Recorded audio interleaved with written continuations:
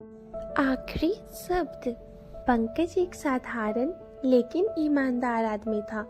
उसकी जिंदगी बहुत संघर्षों से भरी थी, लेकिन उसने कभी भी अपने आदर्शों से समझौता नहीं किया।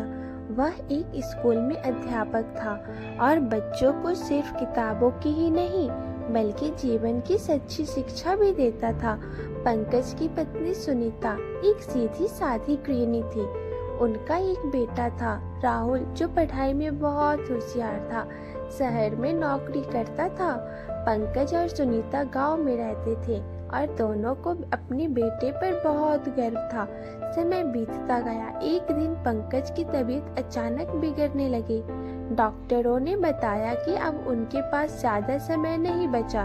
यह सुनकर सुनीता और राहुल के पैरों तले जमीन खिसक गई। राहुल तुरंत शहर से गांव आ गया।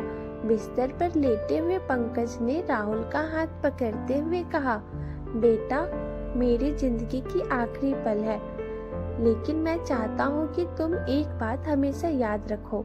जीवन में कितनी भी मुश्किलें आए, कभी भी अपने सच्चाई और ईमानदारी से समझौता मत करना। राहुल की आंखों में आंसू थे। उसने पिता का हाथ कसकर पकड़ लिया और कहा, पापा, मैं आपकी हर बात मानूंगा।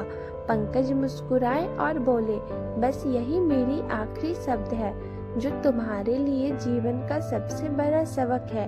इतना कहकर उन्होंने धीरे धीरे अपनी आंखें मूंद ली। पूरा घर गमगीन हो गया। राहुल ने उनके बताए हुए रास्ते पर चलने की कसम खाई। समय बीतने के साथ राहुल ने अपने पिता के सिद्धांतों को अपनाकर जीवन में सफलता प्राप्त की, लेकिन हर बार जब भी वह किसी मुश्किल में पड़ता, उसे अपने पिता के वो आखिरी शब्द याद आ जाते, सच्चाई और ईमानदारी से कभी भी समझौता नहीं करना।